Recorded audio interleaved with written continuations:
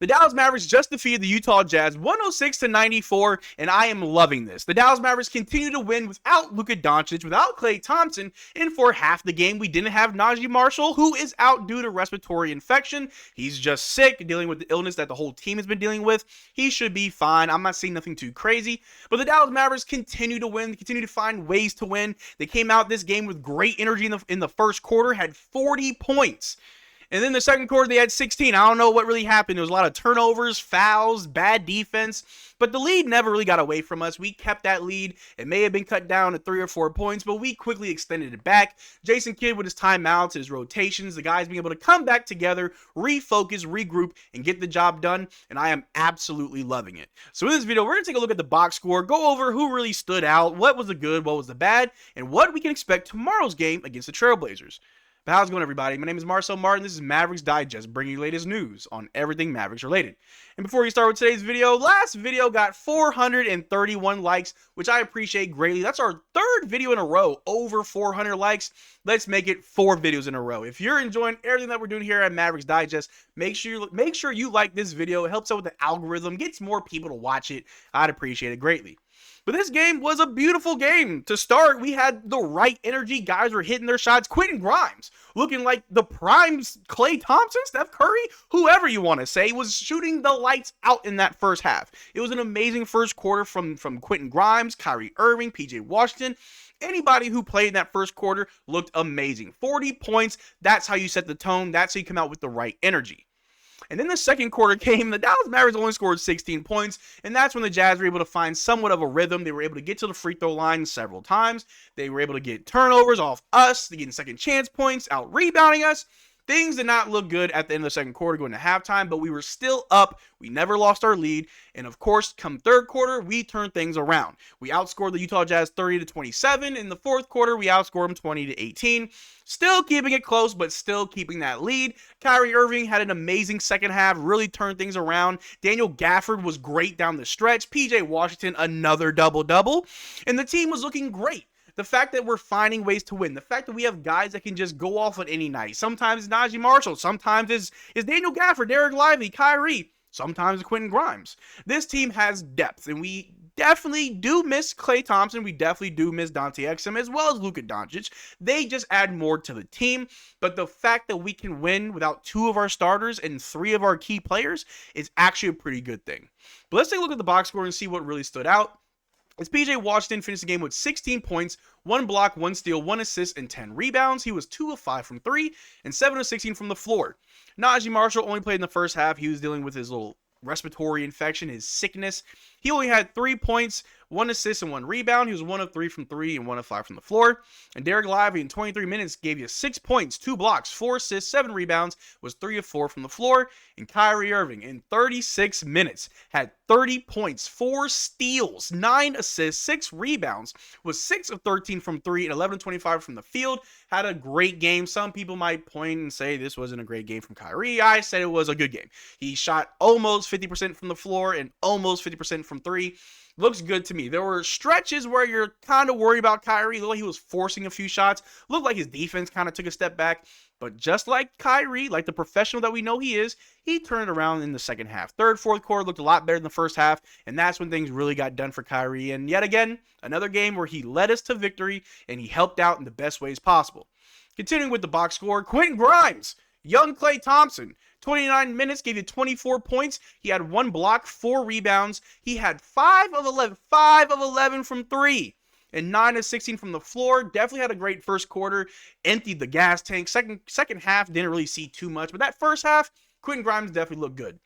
In 29 minutes, off the bench, Maxi Kleber gave you 0 points, 2 turnovers, 1 block, 1 steal, 4 rebounds. It was 0 of 1 from the floor. We talked about Maxi in my last video about Dorian Finney-Smith. If we were to get Dorian, you most likely have to package up Maxi Kleber. I told you guys the team understands that Maxi isn't the same Maxi. I understand who he was a year, 2, 3 years ago. That's not, that was then. This is now. We are not in the year 2020, 2019. It is 2024, and Maxi, unfortunately, is not the same Maxi. Is the defense there? Sure. But in 29 minutes, I'd hope you put up more than 1 shot. There was actually a moment where he had an open 3. passed up on it, had another open three, and instead of shooting it, he passed it to the Utah Jazz, committing a turnover. On offense, Maxi Kleber is a cone. Doesn't do anything. He's just there. On defense, yes, he's there. He can get some rebounds. It's cool. But in 29 minutes, I'd hope someone could do more than just 0 points, 1 block, 1 steal, and 4 rebounds. I mean, the steal and block is nice, but 4 rebounds in 29 minutes? And I understand that with Najee Marshall not coming back, you have to play Maxi more, but that's why I would say you need a better backup to that position than Maxi Kleber. Maybe we should have gone Omax. Who knows? But Omax did have 1 minute of garbage time, so did Kessler Edwards and Dwight Powell. Daniel Gafford in 24 minutes had 14 points, had 1 steal, 3 assists, 12 rebounds, was 6 of 6 from the floor. And I was getting to worry in the first half when things were kind of falling apart. Why aren't we going to Daniel Gafford more? I understand we got Derrick Lively out there, but Daniel Gafford's been killing it lately.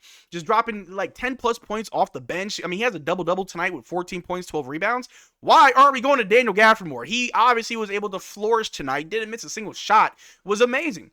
We got to use our lob threats. We got to use our bigs. We have to use them more as our blueprint and not just an option. They are part of the team, not just something we go to if our shot's not falling. It did feel like we wanted to take more shots than go on the inside. We got to make sure we have a healthy balance. But, I mean, we won the game, so can't be too picky, right? As well as Spencer Dinwiddie in 31 minutes had 7 points, 3 steals, but he had 10 assists and 2 rebounds, was 1 of 4 of 3 and 2 of 9 from the floor. Spencer Dinwiddie continues to have another amazing playmaking game as a backup point guard, as our guard off the bench. He's looking really good. 10 assists, I'll take that every day. He's finding guys in the perfect spots for them to score, makes him look better. Shout out to Spencer Dinwiddie. Jason Gorman had 2 points in garbage time, and Jaden Hardy in 16 minutes had 4 points, had 3 turnovers, 2 steals, 2 assists, 2 rebounds. Jaden Hardy also struggling, not too sure what we do with that. We did re-sign him. Do we keep him? Do we give him more minutes? Do we trade him? Some people are asking, maybe Gortman takes some of Jaden Hardy's minutes. Maybe we need to split maybe we need to split up Maxi's minutes with Omax.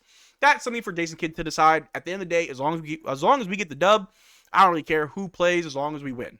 But the team looked very good. The defense kind of fell apart. The offense looked very good in the first half. It kind of was touch and go in the second half, but only one player can really stand on business, and this one was kind of tough. I got to give it to Kyrie Irving. He had an amazing game, had 30 points, 4 steals, 9 assists, 6 rebounds, but I got to give a special shout out to Quentin Grimes. He had an amazing game himself, was 6 of 11, 5 of 11 from 3, had 5 threes all in the first half. He looked amazing. Another 20-point game for him. You got to love it. But to go over a few other things here, like I said, Quentin Grimes, 24 points, which was a season high, had 4 rebounds, 9 of 16 from the floor, 5 of 11 from 3, and he looked very, very confident tonight. Every time he had the ball, he knew what to do. Either I'm going to dribble around and pass, or I'm going to shoot the ball, and he shot it with such confidence, and that's what happened. 24 points, I'll take that every day, especially from Quentin Grimes. Starting back-to-back games, I'm all for it. As well as the Mavericks are no longer out of the playoff picture. We're not in that play-in situation. We're currently the 5th seed. We are at 12-8, only a half game behind the Golden State Warriors, and only a few games behind OKC as they are number 1. The Mavericks are looking good. As we turn things around, we are trying to move our way up the ranks just a little bit. We're on a 3-game win streak, and it's very interesting as Golden State is on a 4-game losing streak. I heard Buddy Hield over there is stinking it up. So just remember, the Mavericks are doing a lot better than our record says. We are in a good spot, but it is a tight race. Every win matters. Every loss matters. We gotta keep it up. We gotta keep this great play. And the last thing I want to show you guys is this. Mavs will finish the month of November with a 9-6 record, which included the 4-game losing streak. They finished this month winning 7 of 8. They've held opponents to under 100 points 5 times this season, all coming this month. So that goes to show you that even though we had that 4-game losing streak, even though things really didn't look too well, we were still able to get things done. We were still able to improve as a team. It doesn't look that bad. The record isn't the best, 12-8. It's good for now. I'm hoping tomorrow we're 13-8. But the Mavericks, they have found something. They found their rhythm. They found their identity. We're playing with more confidence. We're playing smarter basketball. More guys are getting involved. These are the makings of a championship team. But we got to take it one game at a time. We're going to have losses. We're going to have droughts. We're going to go on runs. It's just how it goes. But for right now, I'm very happy with the team. Hopefully we can continue with that win tomorrow. But let me know down in the comment section who you think stood on business. I said Kyrie. I shout out Quentin Grimes. Maybe you think Quentin Grimes over Kyrie. Let me know what you think in the comment section. We can have a conversation about it. But that's all I got for you guys today. Thanks for making this far into the video. Make sure you check out our Twitter and Discord. Links in the description below. Consider becoming a channel member. We are doing a giveaway every single month on this channel. For December, we are doing our giveaway tomorrow live against the Trailblazers. So make sure you're a channel member, and then you enter into the giveaway. But until next time, y'all take care, drink water.